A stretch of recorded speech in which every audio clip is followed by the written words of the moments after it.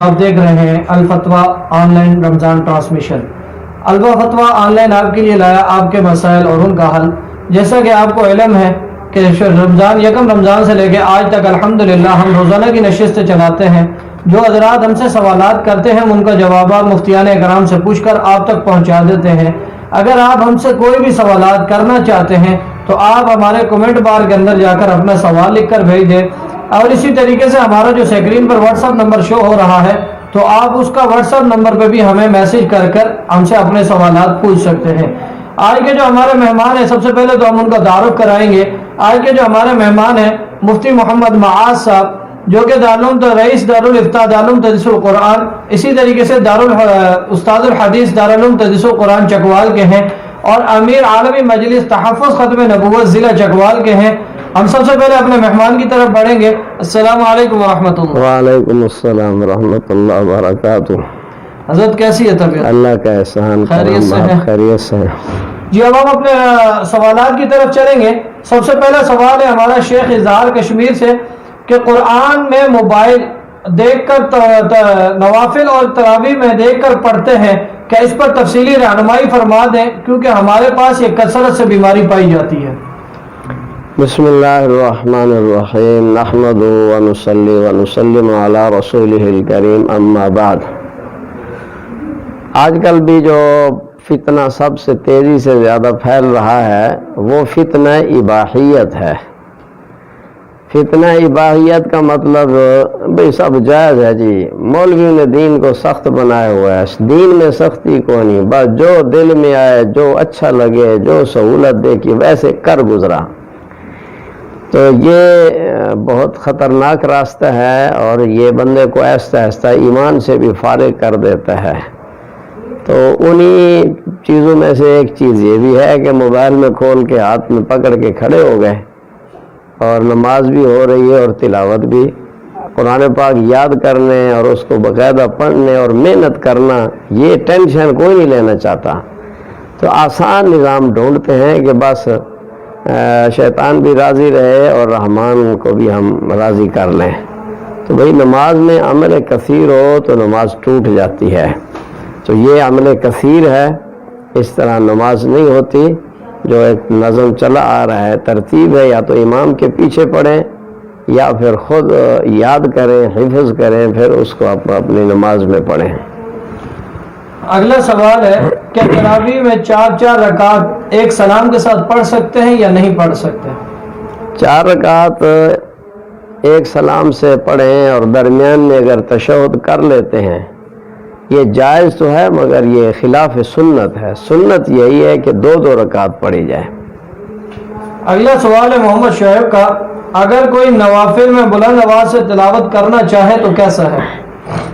نوافل میں بلند آواز سے رات کے ٹائم آپ تلاوت کر سکتے ہیں، بشرطے کسی کے آرام میں، کسی کی عبادت میں خلل نہ آئے، اور رات کے نوافل ہوں، کوئی حرج نہیں ہے۔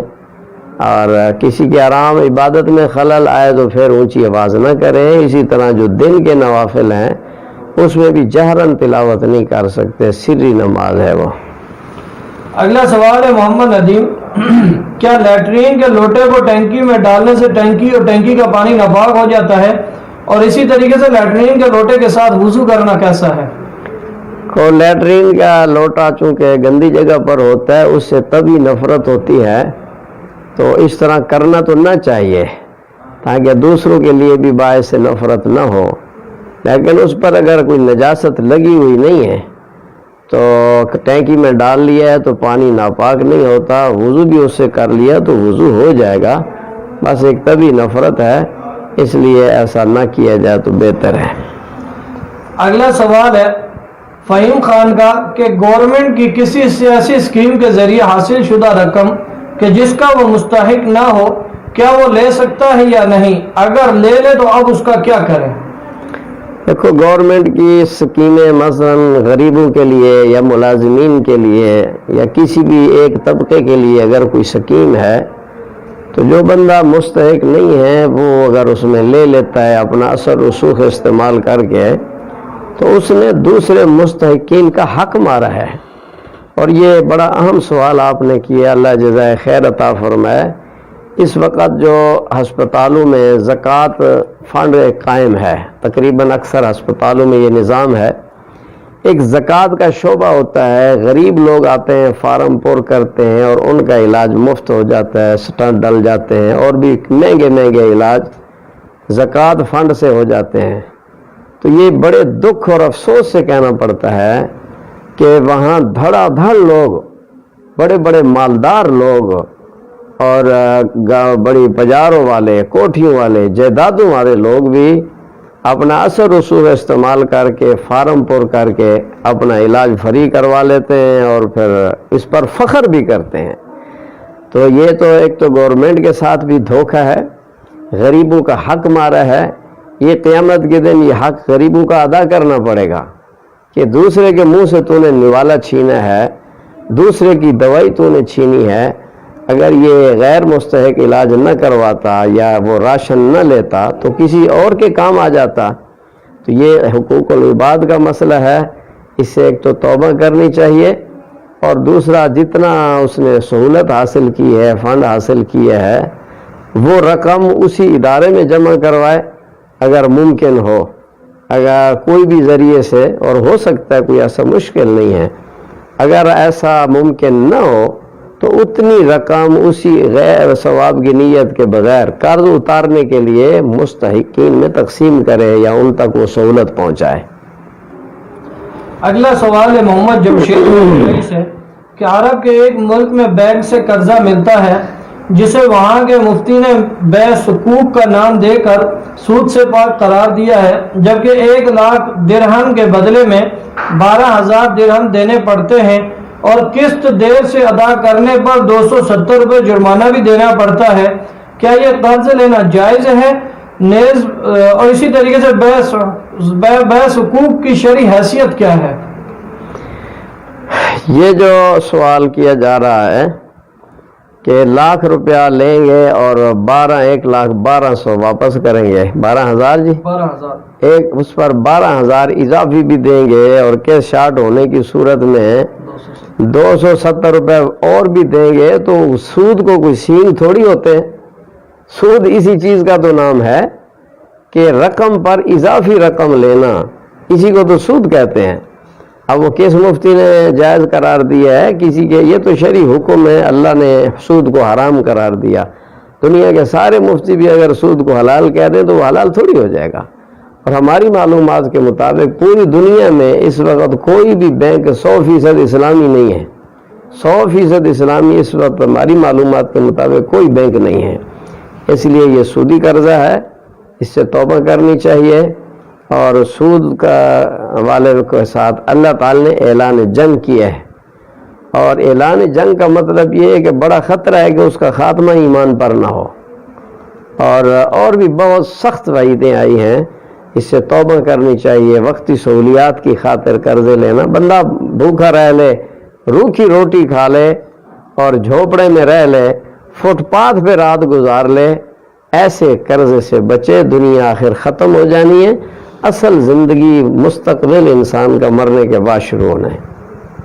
اگلا سوال ہے بنت نور کا کہ کانوں میں بالیاں نہ پہننی ہو اور بالیوں والے جو سوراخ ہوتے ہیں اس کا بھی یقین نہ ہو کہ اس میں پانی گیا ہے یا نہیں گیا، غسل کی حالت میں، تو اب غسل وہ ہوگا یا نہیں؟ یہ تو میں کافی عرصے سے کر رہی ہوں اور مجھے احساس بھی نہیں ہے کہ ان سوراخوں میں پانی گیا ہے یا نہیں گیا۔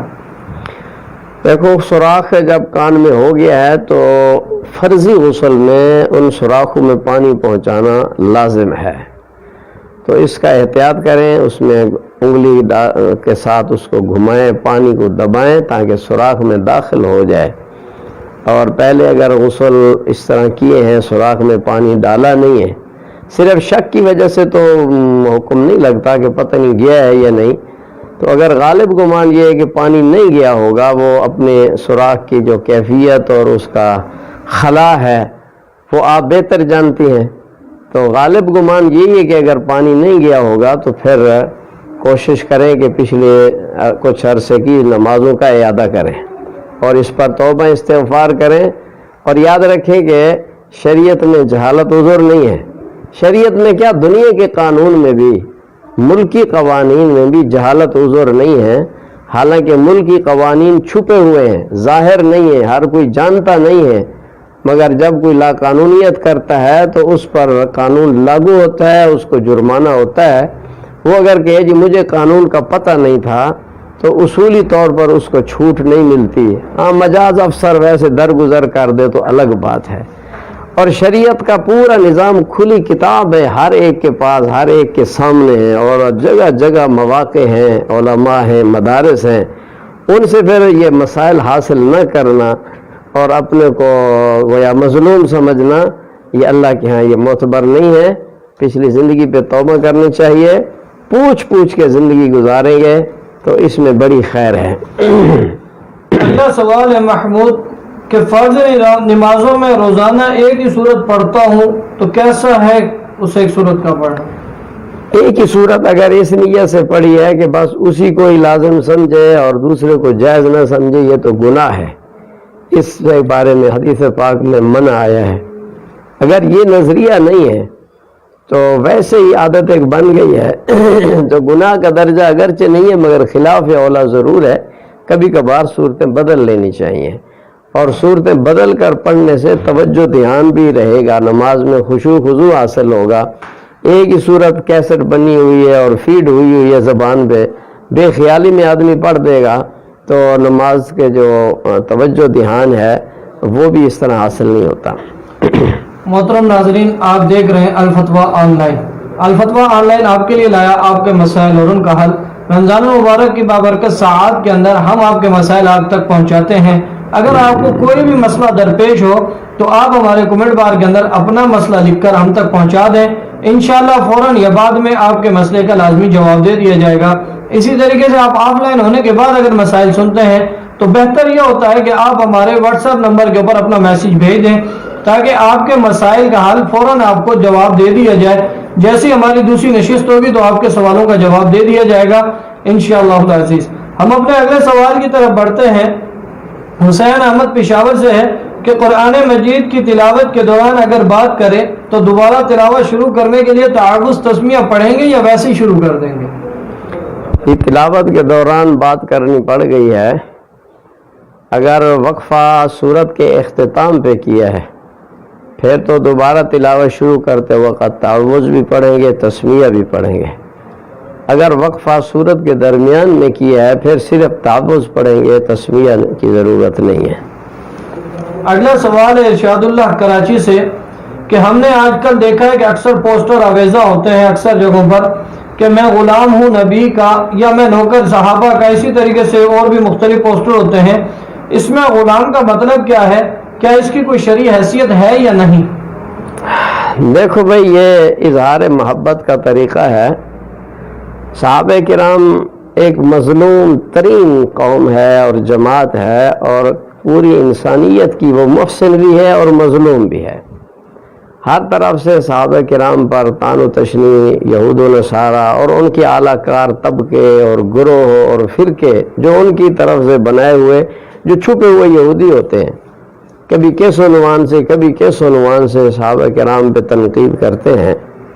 تو جو صحابہ سے محبت کرنے والے اسلام کے محافظ لوگ ہیں وہ اس طرح نعرے لکھ کر یہ ایک ذہن سازی کرتے ہیں، یہ ایک دعوت ہوتی ہے، یہ نعرہ ایک دعوت ہوتی ہے، تو اس کے لکھ لینے میں کوئی حرج نہیں ہے۔ یہ اظہار محبت بھی ہے اور ایک دعوت ہے، جو بھی اس کو پڑھے گا، جس کی نظر پڑے گی تو اس کے دماغ میں ایک پیغام جائے گا، تو یہ خاموش دعوت ہوتی ہے، تو اس میں حرج نہیں ہے۔ البتہ ایسی جگہ نہ لکھا جائے جہاں پر کوئی بے ادبی کا خطرہ ہو۔ تو غلامی سے مراد محبت ہے اور ان کے کاز اور ان کے تحفظ کے لیے اپنی صلاحیتیں تاکہ اپنی جان مال تک بھی پیش کر رہے ہیں، قربانی دے رہے ہیں۔ غلامی اسی کا نام ہے۔ یہ ایمانی اور گویا یہ سمجھ لیں جذبات کی اور تخیلات کی غلامی ہے، اور یہ بہت بڑا کام ہے۔ اللہ پاک ہم سب کو صحابہ اہل بیت کی غیر مشروط محبت نصیب فرمائے، اور جس دل میں صحابہ کی محبت نہیں ہے اس دل میں ایمان نہیں آ سکتا۔ صحابہ کی نفرت اور ایمان یہ دریا کے دو کنارے ہیں، کبھی بھی مل نہیں سکتے۔ تاکہ کسی صحابی کے بارے میں اگر شک بھی پیدا ہو گیا نفرت نہ صحیح لیکن بد اعتقادی سی پیدا ہو گئی ہے، تب بھی اس سینے میں ایمان نہیں ٹھہر سکتا کہ صحابہ ایمان کی اساس اور بنیاد ہیں۔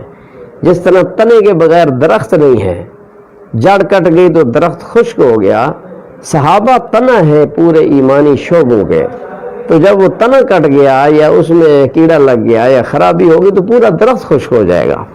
تو صحابہ اہل بیت سے غیر مشروط اندھی محبت ایمان کے لیے شرط ہے۔ اگلا سوال ہے صابر سعودیہ سے، سسر کا اپنے داماد کو زکوٰۃ دینا جائز ہے یا نہیں؟ ایک مولوی صاحب نے کہا ہے کہ داماد کو زکوٰۃ نہیں دے سکتے۔ بھی سسر داماد میں اس طرح کا کوئی رشتہ نہیں ہے کہ زکوٰۃ نہ دے سکے۔ زکوٰۃ نہ دے سکنے والے جو رشتے ہیں وہ ایک ضابطہ ہے، اصول، فروع اور زوجین، بس یہ تین ضابطے ہیں۔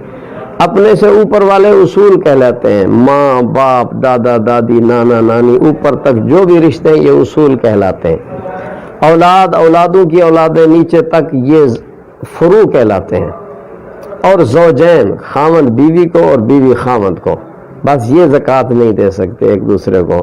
باقی جتنے بھی رشتہ دار ہیں اگر وہ مستحق زکوٰۃ ہیں، نصاب کے مالک نہیں ہیں تو زکوٰۃ دے سکتے ہیں، لہذا سسر بھی داماد کو دے سکتا ہے اگر وہ مستحق زکوٰۃ ہے۔ اگلا سوال ہے کیا موبائل میں قرآن بغیر وضو کے پڑھ سکتے ہیں یا نہیں؟ پھر موبائل کو جب آپ اوپن کریں گے، قرآن پاک کھولیں گے اور قرآن پاک کا پیج کھل گیا ہے تو اس وقت وہ موبائل قرآن کے ورق کے حکم میں آ جاتا ہے۔ اس دوران موبائل کو بغیر وضو کے ہاتھ نہیں لگا سکتے، البتہ کپڑے سے پکڑ کر اور انگلی پر بھی کپڑا ڈال کر اگر ورق الٹتے ہیں اور اس طرح ہو سکتا ہے تو پھر تو بغیر وضو کے پڑھ سکتے ہیں، لیکن ہاتھ لگانا ٹھیک نہیں ہے۔ اگلا سوال ہے امام جب رکوع میں جاتا ہے تو مقتدی ابھی ایک مرتبہ ہی تسبیح پڑھتا ہے کہ امام کھڑا ہو جاتا ہے، تو اب کیا کرنا چاہیے اس کو؟ امام کا اقتداء کرنا چاہیے، امام کا اقتداء واجب ہے اور تسبیح سنت ہے، ایک دفعہ پڑھ لی تب بھی امام کا اقتداء کریں۔ اگلا سوال ہے محمد ندیم، بارش یا کیچڑ کا پانی کپڑوں کو لگ جائے تو پاک ہے یا ناپاک ہے؟ یہ جو عام طور پہ سڑکوں پہ بارش کیچڑ کا پانی ہوتا ہے تو اس کو تطہیر کا حکم ہے، چلتے ہوئے چھینٹے پڑ گئے، گاڑی گزری چھینٹے پڑ گئے، یہ ناپاک نہیں ہوتا، الا یہ کہ اس کی ناپاکی کی کوئی علامت، مثلا گٹر کا پانی بھی شامل ہو رہا ہے، سامنے نظر آ رہا ہے، کوئی نجاست اس میں شامل نظر آ رہی ہے، یہ تو اس کی نجاست کی علامت ہے۔